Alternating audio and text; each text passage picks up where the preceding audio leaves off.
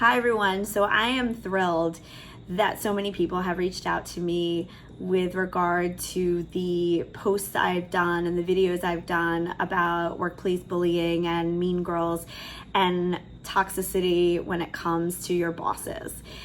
I knew I wasn't alone in this, and I knew also that COVID has made us sort of take a real good look at workplace environments and put a pause on it. I think we all got so used to the way we have been treated that we almost were conditioned or to think it was normal, or we were numb to it. I know that, getting yelled at or being treated poorly or having unreasonable deadlines or a boss who was not great to me or trying to push me out of my job, working in high pressure environments for so long, it just became the norm and there was nothing normal about it. So I think what we've done is hit the reset button, or at least I am hopeful that that's what we've done. And every one of these bad experiences has made me a better leader and a better colleague and a better person. And so if nothing else, that if you can't find a silver lining, I would just say that's the silver lining, that you learn what you want to be and what you don't want to be as a result of being treated poorly.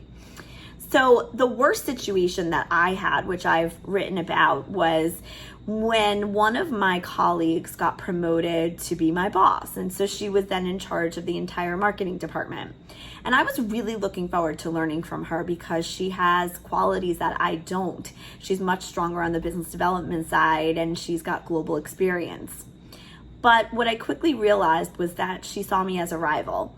And even though I wasn't, because I didn't want her job, I loved what I did. I was running communications. She saw me as one.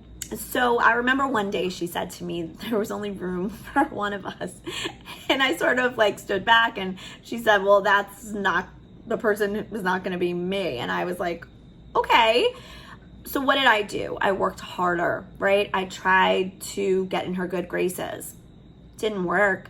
What she wound up doing was giving me more work with unreasonable deadlines, setting me up to fail, excluding me from meetings, excluding me from social events, hiring someone to report to me, but really the person dotted line reported to her and they would meet on projects and exclude me from really interesting work.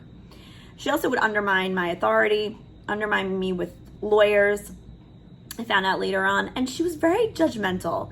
So during this time, my mom passed away from a long battle with cancer. And while I took off some time from work, I didn't take off a ton of time because I didn't want to be alone with my thoughts. Everyone grieves differently and no one can tell you the right or wrong way to grieve. Well, apparently she thought she could. So I went back to work a few days after my mom's funeral and she judged me for coming back to work too soon. Again, not really her place at all. The situation became untenable for me. I started getting all out of the blue a negative performance review. And it was really hard for someone who's a type A person who had excelled in this role and who had great relationships with the lawyers. So that wasn't something she could take away from me no matter how hard she tried. So what wound up happening was that I left. I had to leave. I had no choice. My mental and physical health was at stake.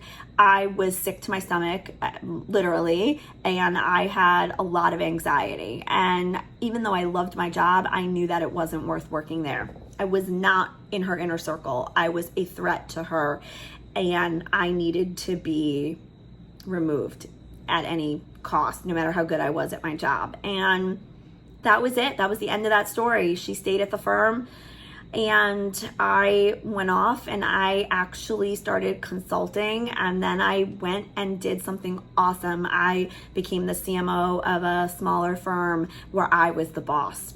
And so my lesson from all of this is, if somebody wants you out, you are out. And there's nothing you can do about it. You can work harder, you can try to get in their good graces, but if they've made up their mind about you and if you are a threat to them or a perceived threat, your days are numbered.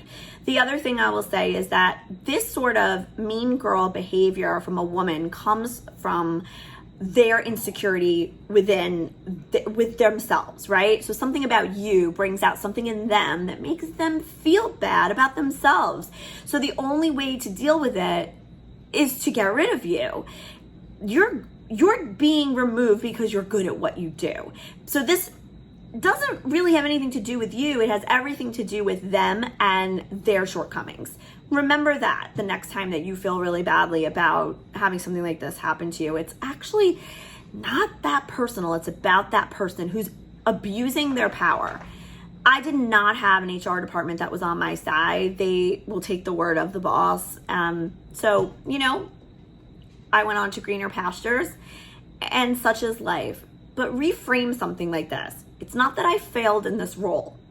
I failed because I had a boss who wanted me to fail. When you put that into perspective, you will be in a much better place. And remember, rejection and failure in this case, which I don't really know that it's failure, but just being steered in a different direction is redirection, right? I wouldn't want to be there working for that person. And I'm glad this happened, although it was very painful. So I hope this is helpful to you. You have choices. Get out of a toxic work environment, find something better.